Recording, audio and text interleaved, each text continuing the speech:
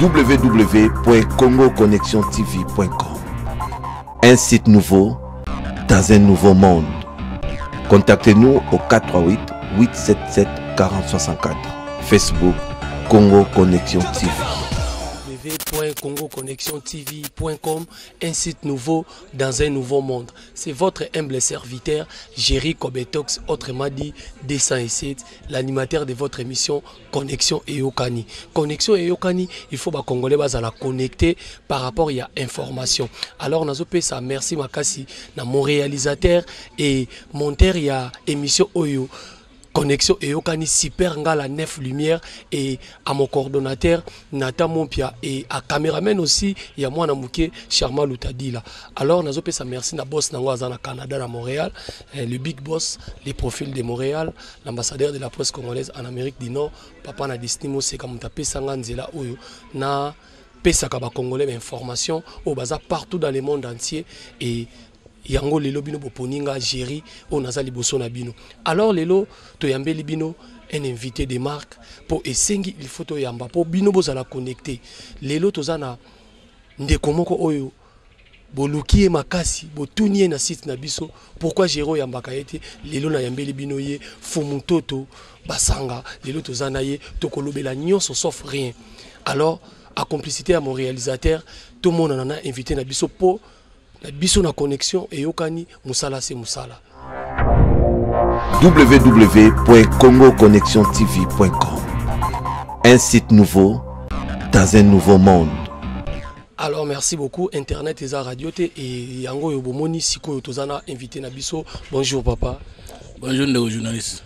Alors lelo toyambi une émission na biso oyo zaki demander makasi tozaki vraiment déranger bana mboka o nyonso tout bazali partout dans le monde entier balingi bayeba fumutoto oya bango balandaka na ba émission partout et na Congo Connexion lelo aleki lelo banini ya liboso koloba pona bato bazolanda. Bon loba ezaka maloba kala nazo zongelango que nazali congolais africain et mondial. Tous ont des responsabilités. Quand on ensemble Congo, Afrique et monde, tout le monde ensemble Congo, Afrique et monde. Mais ngai na pona, quand on ensemble, na bato balingi topona. Yango na tchaka loboko likola motema. Musala ya kusala na bolingo. Alors le col lobby quand on ensemble na koboma ensemble. Lelo skonga na kemba la moko na kotonga ensemble obo sanganaka na concertation. Nini o na concertation ici et salami to nini o na ni salamité na concertation lelo nde toza concertation ezali solo ezala ki prétexte au pouvoir en place na communauté internationale ba pesaki bande ko na biso azokufa lokola banyama na est ba élection truquée par Joseph Kabila na 2011. Et ça là qui déjà attention Namboka. Bamsou Aloba il faut annuler l'élection en 2011. Bamsou Aloba qui la vérité des urnes. Bamsou Aloba qui Imperium. Communauté internationale qui a résolution 2098. Accord cadre d'Addis Abeba.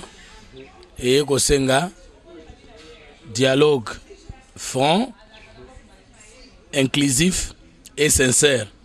La résolution 2098, l'accord cadre d'Addis Abeba et Kosenga, ce qu'on a appelé 6 points, parmi lesquels réconciliation nationale. Bandeko Moussouba Zelaki que il ne revient pas à Kabila de convoquer les concertations nationales parce qu'il est aussi partie prenante dans le conflit. C'est aussi mon point de vue avant d'aller aux concertations nationales. Mais tu comprends que tant qu'on a ici concertation nationale, communauté internationale andimi, opinion internationale andimi, tu peux comprendre que le régime en place et la communauté internationale, parce qu'il n'entendement sur les concertations que celui que nous avions, nous de la troisième voie de l'opposition et de la société civile qui n'est pas soutien de la majorité actuelle, de la mouvance actuelle. Alors, pour empêcher ces prétextes que bas solo la na kombo à Congo, mais bas samaka mondenge balingi, tondima ki toke na concertation contre volonté à Bandekumsu à diaspora, contre volonté Msou à Bandekumsu à Kinshasa, contre peu volonté Msou à Bandekumsu à province, qui avait raison ou tort de nous empêcher d'y aller. Tokendeki, Tosololaki, Ponangai, Masolo les gagne bien. Et l'ingolobate que Tosolaki nyon sokitoko loko la banza mbato wa sololité. L'important c'était Toyokanaki que tout touché constitution, un article 220. Toyokanaki gestion consensuelle. Parce que l'élection est le cas qui m'a monté, moi tout ce que la mutation c'est la législature, exact. Toute constatation, qu'est-ce qui a été fait? Nakoki kotanga ngote parce qu'il y a malongé salemité. Tout personne qui sans recommandation de constatation nationale comme priorité sur les 800 et quelques. Jusqu'au moment où nous parlons, namoni recommandation à malongé salemité. Il ne revient pas dans ce tanga wa yaya amnistie. Non.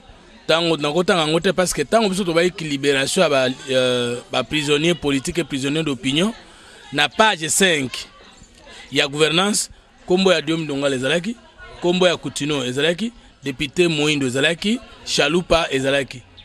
Mais pourquoi jusqu'à aujourd'hui Diom Donga l'abimate, Koutino abimate?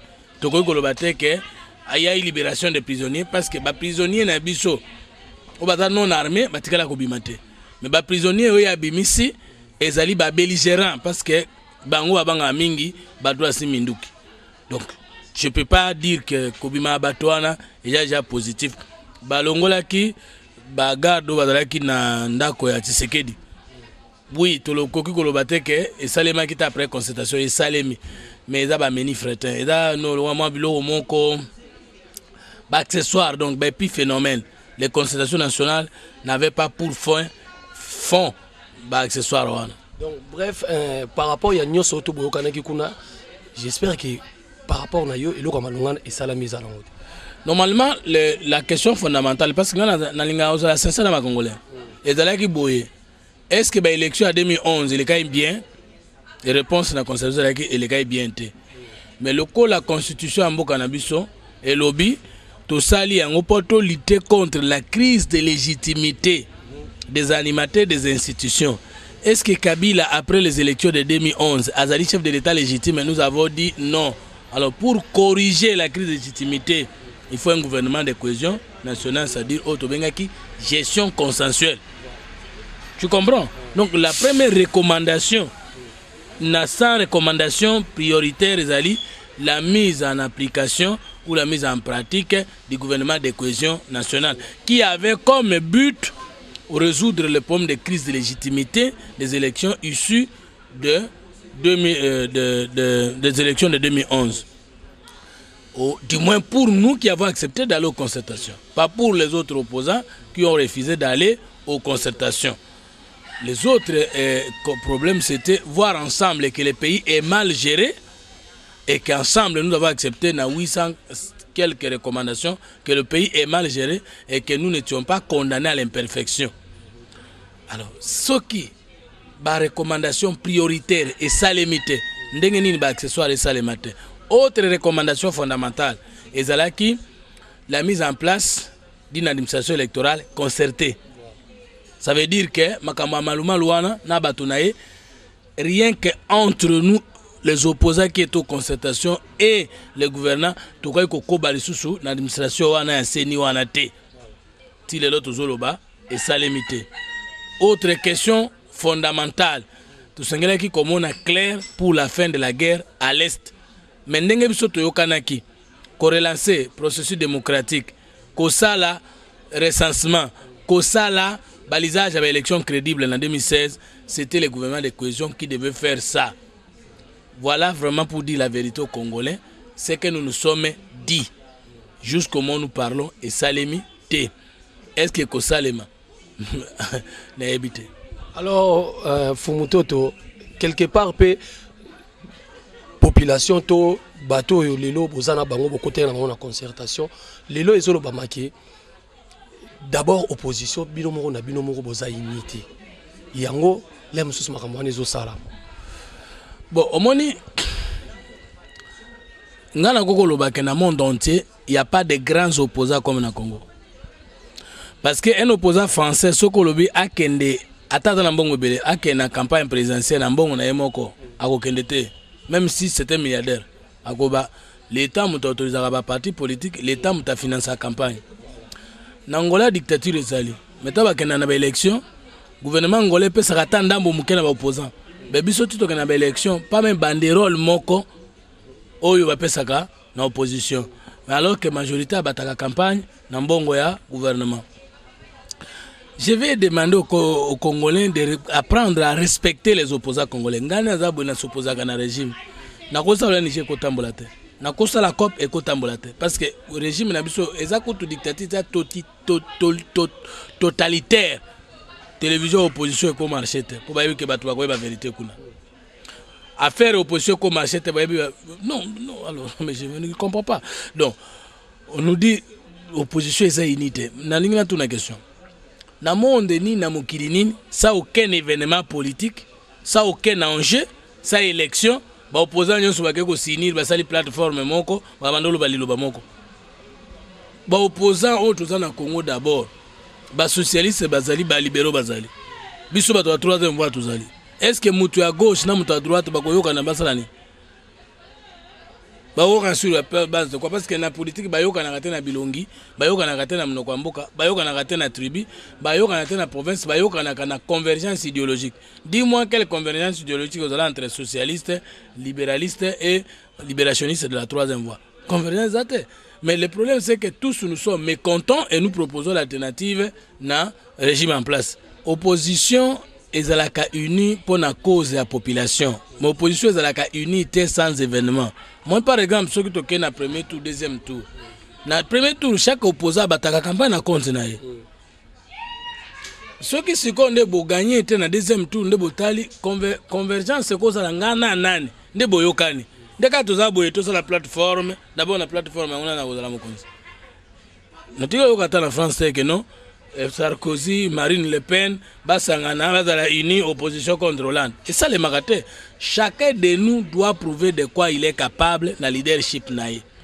Mais ceux qui toquent, par exemple, en 2011-16, que l'élection, ceux qui ont que tout a un seul tour, nous pouvons nous dire que Bissognon s'opposer à un régime pendant la législature, parce qu'après la fête de la législature, opposant soutien, majorité à soutien. To sangana poto longola conjuncturité à programme ezali en cours de pair et gagné sous l'élection.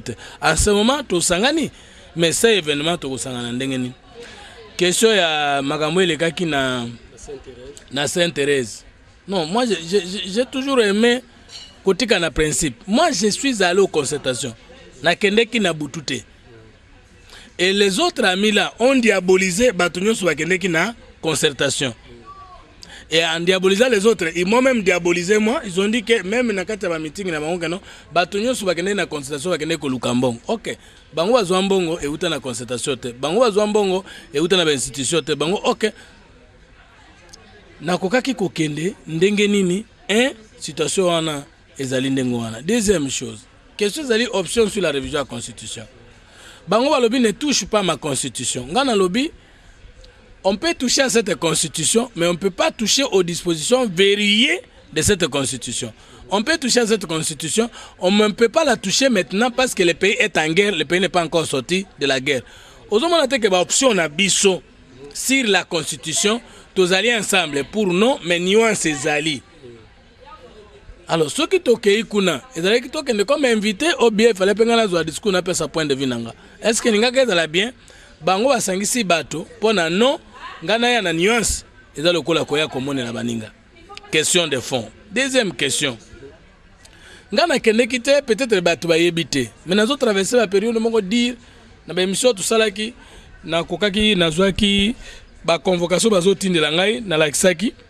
J'ai des procès na makalati lelo na kendaka et j'ai des dossiers lourds à tel point que même bana na ngai ya bande ko nango bavanda ke pa nanga bazaki enlevé.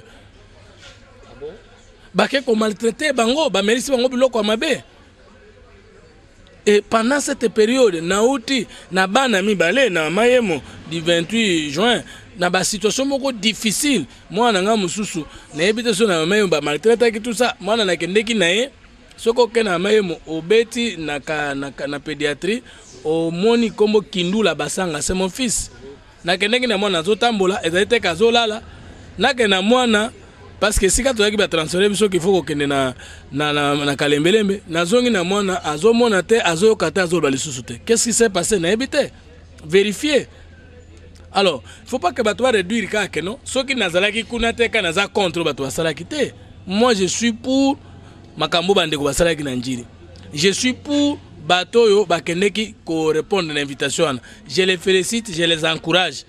Mais il faut que se plana mutu na ko kenanzela moko ezape makambale.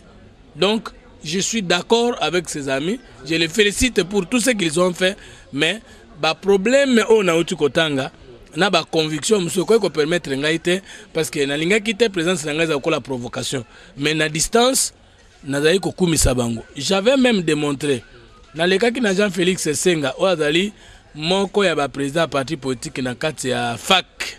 Oh, ya Martin Fayulu les autres. Tous les cas na télévision na exemple bino soboza témoin na mobiliser ki bato que non bande ko na biso botika la te boke na meeting et opposition. Oba yokelenga ba kendeki, oba yokelenga ite batikalaki plus ba moko ba mobiliser ki bato. Donc tout ça ka na système que so moninga sali kamuza malamu fuka o diaboliser. Nga sali ya système monate. Moi je compte sur ce que je suis capable de faire. Moi je compte sur ce que je connais. Moi je compte sur ce que j'ignore. Ça veut dire on a yebi na pesi, on a yebi te na yekoli et on a koki kosala na sali sans négliger ba qualité ya bande ko mususu na kati opposition même na kati ya majorité. Pour moi na ngai même to majorité ça ikama na ko kumisa parce que nana nyongwa mutute. www.congoconnectiontv.com. Un site nouveau dans un nouveau monde. Alors merci beaucoup Nabatunion, surtout Bozolanda messieurs, ça a nos plaisir et lelo il fallait qu'Arato Yamba ndeko na biso auto yambi po bozala quand même informé na émission oyo. Alors lokola to beti lisolo ya s'intéresse lelo sikoyo olobi okumisa quand même majorité to opposition au basali. Lelo siko to moni secrétaire ya INC par rapport ya ba propos atena ki na meeting wana lelo azab ya kokangama. Mon awezani. Bon, on a pour et contre. Nazali pour parce que bakangé parce qu'il y a la démocratie ça. Nazali pour parce que président CGINC a d'abord député à PPRD. A d'abord sous gouverneur il y a PPRD na Mbandaka. A d'abord nommé par Kabila. À cette époque-là, nana longwe na PPRD te biso za ko lobaka Kabila c'est un mauvais gouverneur. Bango za ko betele maboko. Donc le régime bango batonga ki ye na caméra les autres balukeli bango. Spirituellement par là ils sont pas innocents.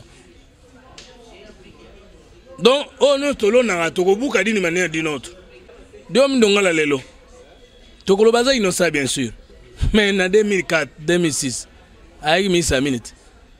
Il avait géré avec ce Kabila. À cette époque, Kabila c'est un mauvais gouverneur.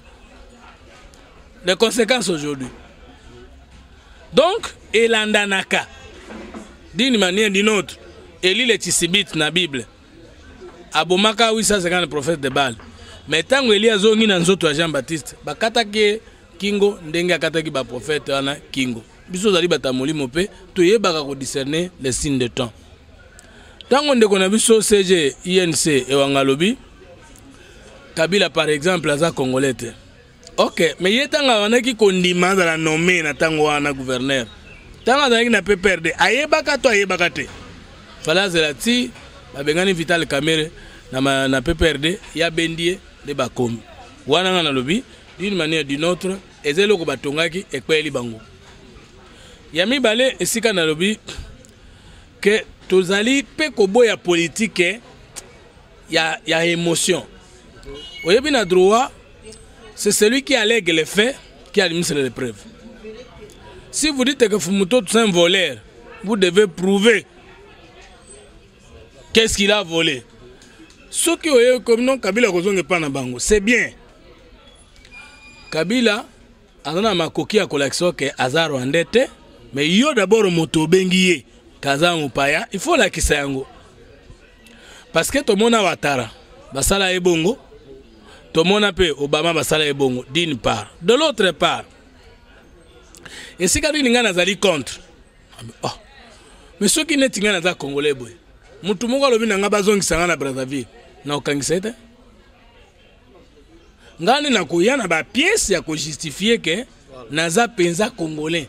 Pourquoi Kabila silikaka to bato ne ba silikaka so balobi ka la congolais te?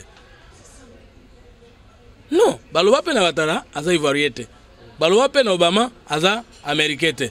Alors ba prouva comme aux chef de l'État, comme aux leaders politiques, s'il y a des doutes sur ta personnalité, des doutes sur ta nationalité, tu ne peux pas seulement attendre comme Naouti Koloba principe n'a droit que celui qui allègue les faits doit administrer les preuves. Non, un homme politique soit le que yo iba. Tu n'as pas à attendre un moteur à que yo iba prouver. Non, yo comme homme politique azali moi na musala ya peuple. Azali mandia. En réalité, biso azam mandia. Politicien ça mandia pas peuple. Commander za mutu sanga sangati. Bongo biso so salaka boye na radio za ko bonde la peuple. Makambo na lobeza boye. Chef de l'État, député, sénateur. Biso za ba mandé par peuple ko bonde la linganga yo pesanga pouvoir parce que pouvoir les avait pas na. Soko bondeli était après ça. Ça dépend mandia msoza soko pesi eloko pas za reconnaissance msoza reconnaissance. Mais ngana nginde batu yenso ba ke mokozi la peuple biso apotie so ba mandia e pa na e na ba mandia te ende oyo zo ba ke no ba opposant za pauvre bon. Wana eza ignorance. Bo so ba opposant pauvre. C'est la gouvernement batana riche. Bongo ya bango atatana bango ya koko na bango. Ça ne se fait pas comme ça.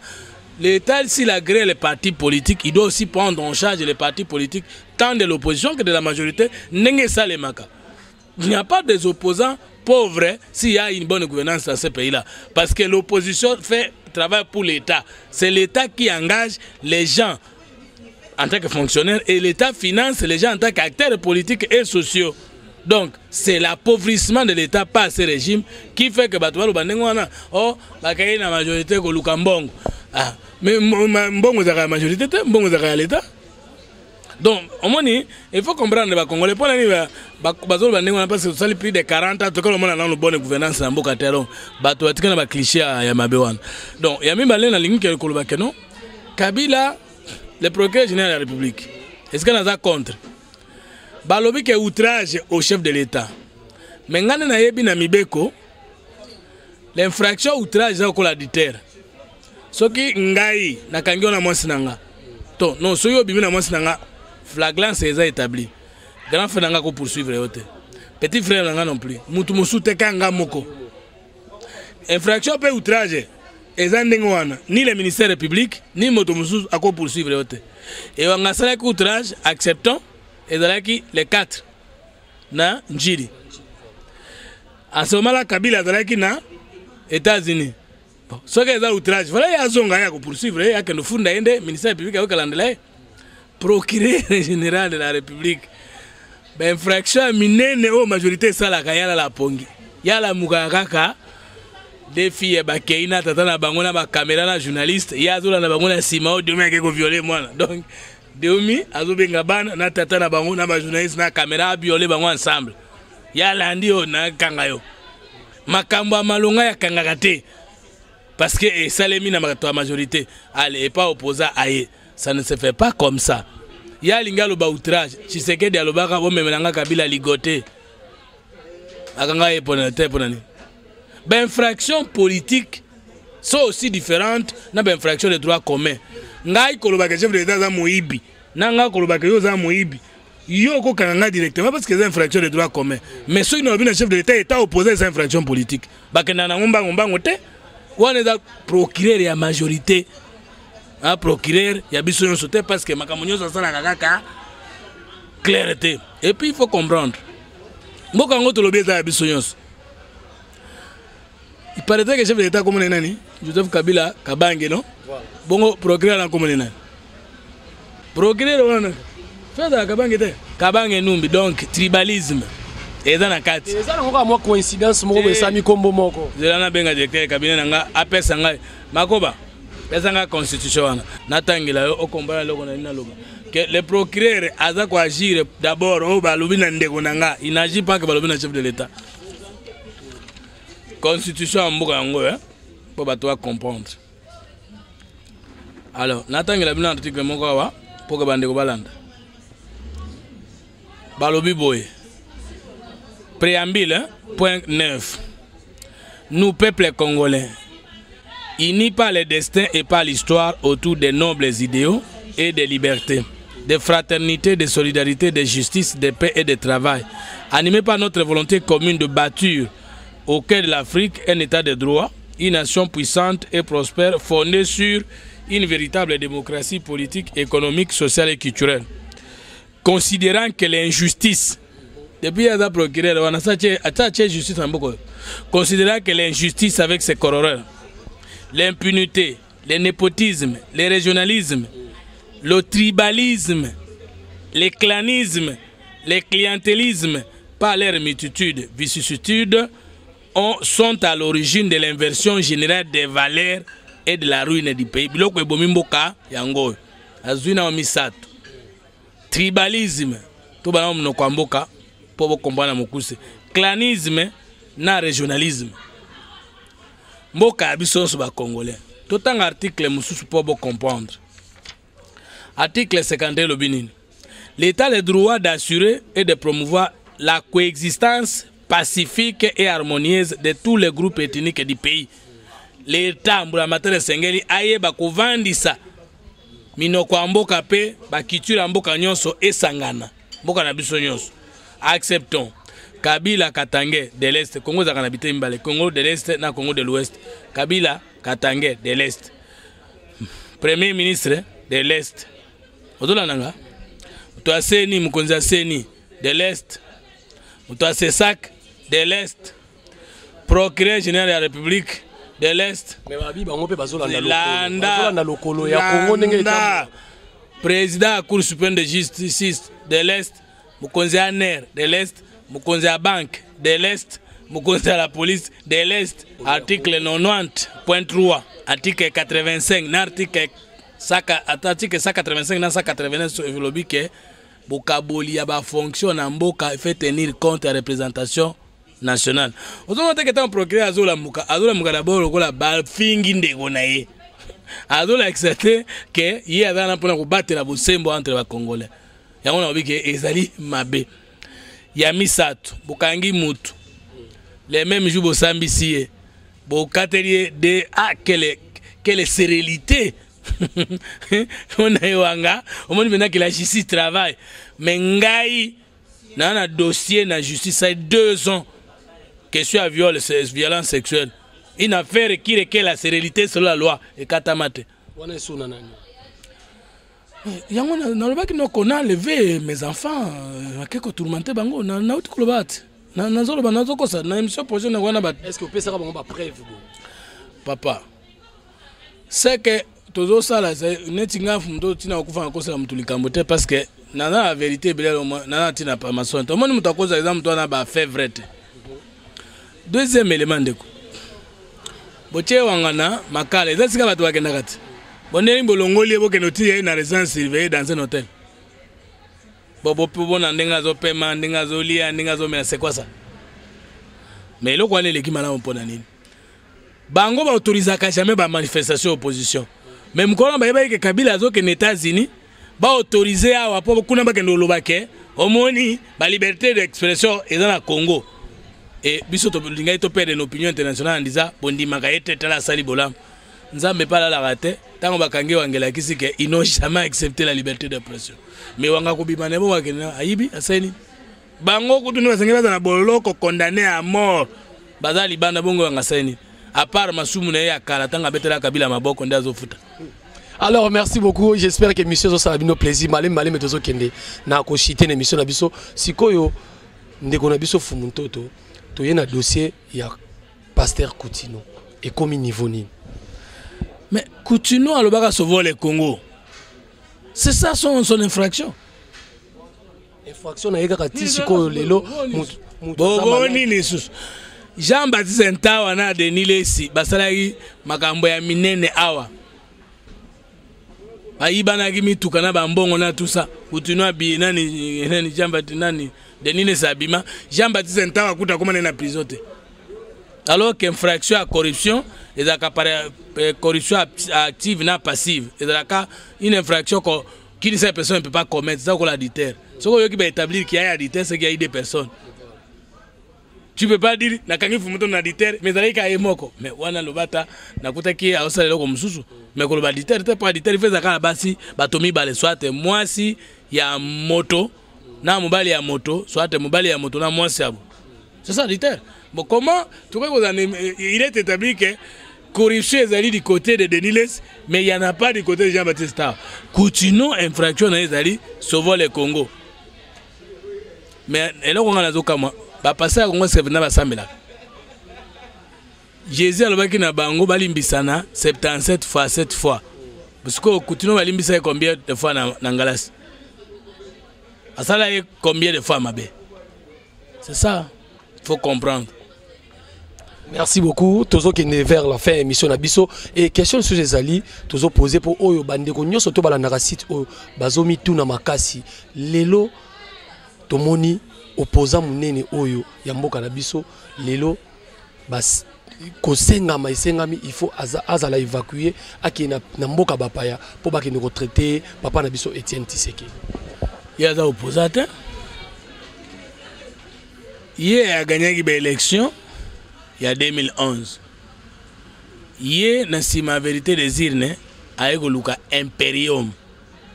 Le président qui a été élu et qui n'a pas exercé l'impérium ou qui n'a pas encore exercé l'impérium, je crois que ça sera respecter la mémoire de Tshisekedi en tant que penseur politique.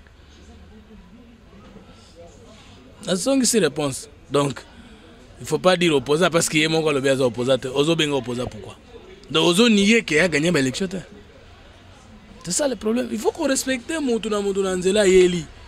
Et ça le rôle à Moutaya le que faut Moutou soit en disage unité à troisième fois mais à passer temps. Moutou de l'eau n'est pas ça confiance à Kebolo Baketi Tshisekedi Mouta gagner l'élection. Papa. Majorité sociologique des votants. Na liboke abatu ba voter. Tout le bagage élection est bien. Joseph Kabila a eu quarantaine. Baboya qui bat combien? Alors, démocratie est la loi à majorité. Comment un président qui a été rejeté par 51% a géré alors que lui n'a perdu qu'avec 49 ou 48? Parce que si tu sais qu'il en a eu 32 avec les autres, Kabila serait autour de 48. Alors sur combien? Sur 100.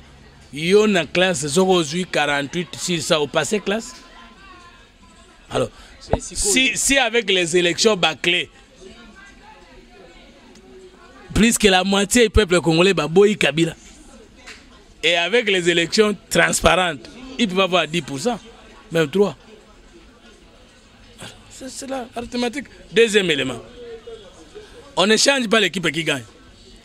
Pour comme chef de l'État dans le Congo, il faut d'abord publier le vainqueur provisoirement dans la CNI, puis définitivement dans la Cour suprême de justice. Qui a proclamé Joseph Kabila provisoirement président de la République après 2011? C'est le pasteur Ngoïmou Moulonde. Qui l'a proclamé définitivement président de la République? C'est la Cour suprême de justice. Maintenant, la Cour suprême de justice, c'est une différence d'année. La CNI, c'est l'organe technique chargé d'assurer la régularité du processus électoral. Maintenant, on a tout le monde qui Ngoïmou Moulonde bisoté Bango Mongo Balobi parce qu'il a mal organisé les élections. Mais comment expliquer que tout le monde arbitre match mabe bi ya orge yozwango coupe du monde. Balongo l'arbitre parce que apesi bi na orge et yo en même temps apesi coupe kenenango. Mais tozo mona sikoyo muto bozolo baki lelo azaki lité aux États-Unis bakonzi oyo nyonso tout bazo reconnaître yé. Non, mais Kabila est le président incontesté en exercice. Je ne sais pas, est-ce qu'il y a des difficultés d'aller? Quand on pose la question, le Congo a-t-il un chef de l'État? Oui, c'est Kabila, il n'y a pas de débat. Mais Tolobine, légitimité populaire électorale, il y a dans Yangote. Il n'a pas gagné les élections, mais qui gère le Congo, c'est lui. Mais quand il dit non, c'est l'impérium, ça veut dire l'impérium, c'est entre les mains de Kabila. Là, il n'y a pas de confusion. Le président du Congo, maintenant, c'est Kabila. Alors, par rapport à oyo uti koleka sommet uti koleka kuna na États-Unis ba envoyer na bino pe bazalaki masolo o basolo likuna ezani te ba envoyer na biso bazalaki te ba envoyer na nga bazalaki te c'est so ba opposant oyo na ba calcul politique na bango, na ba effort politique na bango, na ba circuit politique na bango ba kendeki. Vous avez envoyé te. Vous avez l'effort yo qu'on a pas. Non non, tous un problème te. Et dans le rôle là, yo zo lingato kanisa basi na biso mbale poto kotaka na bango ndako. Mais vous avez intérêt à la population. Moi sinayo, ngaza moi sinanga. Parce que koyo kanisa ni yo na couple na nga na couple na nga. Ko kana zo bino senga sous les années. INC c'est un parti politique. IDP c'est un parti politique. 3 ans vous avez idéologie. On a un parti parce que en fait moi je suis un courant de pensée. On a un parti politique. Si vous avez en fait l'équation la plus simple est d'aller bango ba un courant de pensée. Mais courant de pensée ko kota jamais un parti politique. Or bango so baza socialiste c'est que baza na courant na bango ko yoka na sikozani. Ce qui nous unit c'est la souffrance de notre peuple. Ce qui nous unit c'est l'alternative. Mais tu est-ce que tu as un problème? Un problème. Est-ce que tu as un problème? Est-ce que tu as un problème? Vital Kamel? Non, quel est le problème? On n'a pas de problème. Mais ce que tu as sur base quoi? C'est ça. Alors merci beaucoup, j'espère que l'émission est salibino plaisir makasi et biso to ko umelate biloko malamu boye to salibino et mona yo yasuke zali nini na ba nyonso to balanda ki yo na émission connexion yo kaina batu ba congolais nyonso to bazali banda ya mboka. Problème na ngai zali na zo ba congolais ke pona lelo ezangai ndena yo salela bino. Ande pona lelo pona nouvelle génération politique ezanga mutu na yo salela bino. Ndenge Lumumba yego sala bino na 60 ndenge Tshisekedi yego sala bino na 90 bosala retard te parce que sans asuke bimi l'état que ezo bima ezo sila pe soki pe sili to continue na molili population ba koma baye bolo baraka boye tanga kopesa au pouvoir te population atika ozwa musali lokola ngai te bon c'est la vérité et là on est sur l'action ça assurance makasi na memelie spiritualité. Révolution spirituelle. Na même lié science, révolution intellectuelle. Na même lié plan politique, révolution structurelle. Nana salango vanga. Est-ce que Congolais moka sa bota courant de pensée? C'est peut-être toujours comprendre été. Pour la opposition na muta yambote.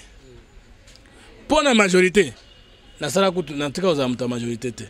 Pour la bilamba na muta yambote. Pour la mituka kutu ta solo mukete mais pona boule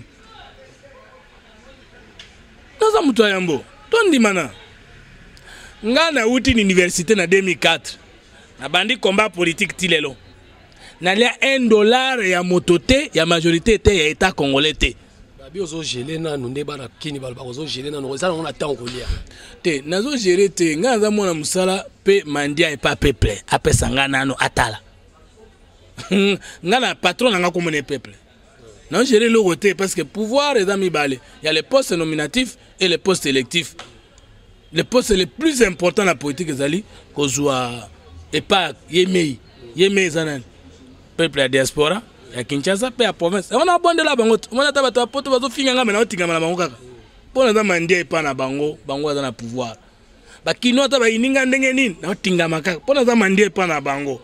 Mais ba meka na kotala ba pesa na ba mandia ebele ba balukela bango ba meka penga ba koloba te ba musu basala biso ka boye yo beli tant que malade silité ata ko yaki na ba faux médecin yo ko continuer ka koluka ba médecin parce que oya ko bikisa Congo akouta kaka na Congo donc pona ngai naza ko yebisa bino ke pona lelo ngai pona lobi ba musu ba ko ya me opesa nga confiance bo meka na nga parce que nazo sentir que ngana kosala quelque chose pour na bino botika ko bude ya pamba na oluka ba échappatoire ngana yena salela bino botindi ngai te mais na salela bino so bo pesinga confiance bino moko beaucoup calme mais so olobi ngai te OK ça veut dire bokoluka les moins mauvais et les moins mauvais lingolo banini oba bomaki bino mais boko ba luka kati na bango botala nani atika koboma mais abongo na wapi akota na église nini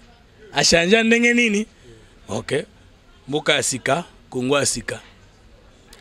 asika makanisa asika bato asika eloko na lobi na bino diaspora yango wana napesa numéro de contact pona yoka ba réaction na bino soki bolandaki nga uzana posa ko finga benga ozana posa côté ya benga ozana posa ko sunga ngana zana ngaka mabele nyonso na romela kaka do na ozongisa te et puis bino la diaspora bolinga ngate on a comparé bino na mama bana ngwa mama na ngami bale mukolo oya liboso na yaki koluka ye pona bala ye ayebaka te kenga mobali na ye asalanga lolendo aboyaka nga abudaka nga c'est il me revenait moi ko kende ko sala nini lelo to boti bana ayebi ke mobali wana okanisa ezala ngai do bino bono na boye leader olukaka ezala ngai mais lokola na boye ba ngai te ngana ko prendre tout le temps pour na ko finalement ko yebisa bino ke ngana bino to ko bota bana et bana ngonde Kongo asika. OK. Donc 09 98 10 99 05. Contacte yango wana en tout moment mwana musana bino ngai. Alors merci beaucoup ya koyamba ndeko na biso Fumutoto oyo alobi ye oya bino akosaye la bino opesa ye confiance. Alors ce que monsieur Sepelisa Kibino ezali grâce à mon réalisateur Super Ngala Neuf Lumière et à Nathan Mompia notre coordonnateur et à Charma Loutadila et à notre big boss les profils de Montréal, l'ambassadeur de la presse congolaise en Amérique du Nord, Papa na Destiny Moseka. Bye bye tokutana à la prochaine na numéro mususu ekoya. www.congoconnectiontv.com. Un site nouveau dans un nouveau monde. Contactez-nous au 438 877 4064. Facebook Congo Connexion TV.